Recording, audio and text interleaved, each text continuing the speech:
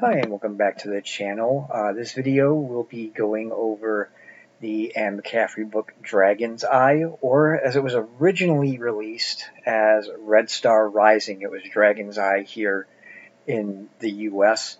I've read some reviews on Goodreads about this one, how it was sort of a step down from the series, or that it really wasn't about the dragons, or they couldn't sell books here in the US without putting the dragons in the title, but I thought it was actually a good story. It was a quick read, 353 pages, but it was a page turner. It takes place basically in the years, I guess you could say 257 and 258 AL. It's how all the different weirs are now trying to get ready for Thread, and there is a character who is a lord holder, and that basically means that they're like the head of the holds. So, like Fort Hold has its own leader, and there's one in Bichran Hold that is the leader, and he's not a very likable character. Chalkin is his name, and I haven't come across too many characters that I really, I guess, I don't want to say hated, but really just dislike the character. And this guy really is one of those characters that you can just find yourself hating and saying to yourself they need to get rid of him. He basically abuses his power. The main bulk of his revenue comes from gambling. Doesn't believe Thread's even going to fall, so his people, he doesn't even tell his people about Thread and that it's coming. So they're going to basically be unprepared for it. He also thinks that the Dragon Riders are just a mooch, that they're not needed.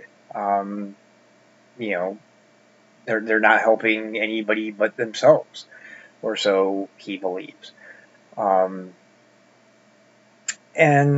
some of the things that he does in the story, I'm not going to give things away, because if you want to read this one, I don't want to give too much away. But I will say this, that the characters, besides Chalkin, the characters are really likable. Iantine, the artist, Debera, the girl that he falls in love with, David, who is the were rider of... So, I mean, there are a lot of likable characters. I guess the only thing that I would say with this is that it's the only book that comes during the second pass. And most of it's actually during the interval, the first interval, really, because it's basically a year to a year and a half leading up to the first thread fall of the second pass.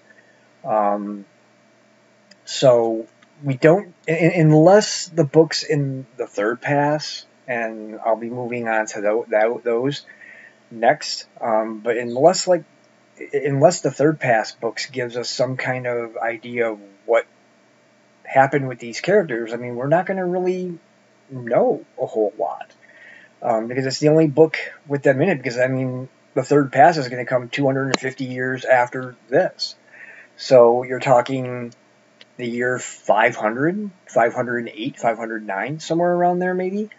We'll see. I know this is where she began writing books with her son, and books that he wrote on his own, Todd McCaffrey. I've got a very little bit of skepticism going into there, because I've talked to somebody about his writing, and I'll get to that when I actually get to one of his books that he wrote on his own. But I will say that, somebody said that on Goodreads that this was a step down for the series. And I know this is only the fourth book that I've read. But I have to say that I don't think it was a step down. I think it was a very good story. It was a story that, it made you turn the page. And the other thing that I find ironic, that I think Anne McCaffrey does very well, is when you think of science fiction book, books and series, you think of this immense technology, like so much more technology than we have now. Like in the 80s, the whole idea of being able to FaceTime somebody was science fiction. If you could see somebody that you're actually talking to. A lot of that stuff then was science fiction for back at that time. And so we jump ahead in most series, and the technology is like super grand. I mean, supercomputers that can do mathematical equations at like the speed of light. All these different ships that can, do all these different things, and but Anne McCaffrey doesn't do that. With Pern, the fact that they're 10 years away from Earth, and they're basically running out of the stuff that the technology that was originally brought is breaking down. Pern's civilization is actually regressing backwards. And instead of getting more technology, they're having to work with less, really. And I just find it amazing that she was able to pull that off. How they have to like go through paper records because the computers go down and they're no longer working. The fact that you really don't have copy machines, that you have to now basically write by hand to make copies. The charter is basically they're running out of copies because they give everybody in Bitram Hold a copy of the charter so they can read what their rights are, because under Chalkin they didn't know what their rights were. It was never allowed for them to be taught what their rights were, whether you were a large holder or a small holder. You didn't know what your rights were other than what Chalkin told you needed to do. You needed to tithe this much, you tithe that much. You didn't ask why, because you'd find yourself out. And you'd have land taken away from you because you didn't produce enough. So he's a very bad character, but again, within this technology, I mean, the only thing that really, I think, saves the time of not having this technology is the fact that the dragons can basically teleport, that they can go between, as McCaffrey calls it, into that space of nothing where it's just darkness and cold. And then you emerge on the other side of where it is that you're going, you want to go. That's the thing that I think saves this civilization. Because I don't know if I would really call it a colonization anymore, because they basically have a whole continent from the south to the north. It saves them time. Some other characters from the old stories come into play. Ted Tuberman, he was messing with animals and bioengineering of his own. Those come up in this. Again, I'm not gonna say how or what happens, because I want you to if you're gonna read it, I want you to be able to experience it with no spoilers. But I thought it was a good story. I really enjoyed it. I gave it 5 stars on Goodreads. I don't think it was a step down. I think, if anything, I think it was kind of a step up. Just seeing how they were preparing for Thread, the Dragon Riders, and how the people in, the Lord Holders who actually cared about the people, the Lord Holders and the teachers were looking at, okay, what's going to be our new curriculum?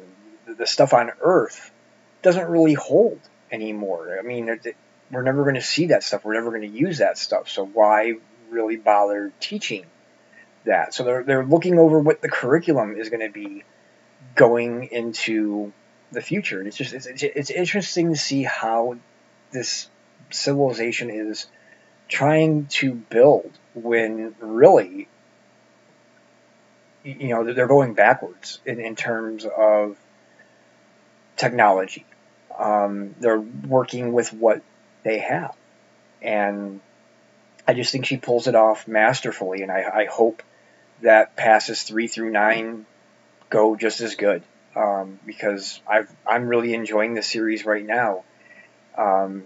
If you have, again, 5 stars on Goodreads for this one. If you've read this series, you have any memories or you have any thoughts on it, give me a call, give me a comment below. Let me know what you think. No spoilers though, please, because that would ruin it then for everybody. But if it brings back any kind of memories for you, I know a lot of people read these when they were younger. I tried to read Dragonflight when I was in 4th grade, and it just didn't work. It went right over my head, maybe because it's a 9th pass book. So I'm finally getting to the series now. I wish I would have gotten to it sooner because I'm just, like I said, I'm really enjoying it. But again, 5 stars on Goodreads. Again, as always, please like, subscribe, hit the notification bell. You'll be doing me a favor. And comment below what you think of the series, what you think of the videos, what memories you have of these books, this series. I'd love to start a discussion thread. Those are always cool to do, and I always respond to people who comment. So I look forward to hearing from you, and as always, let's keep YouTube literate. Until next time, God bless.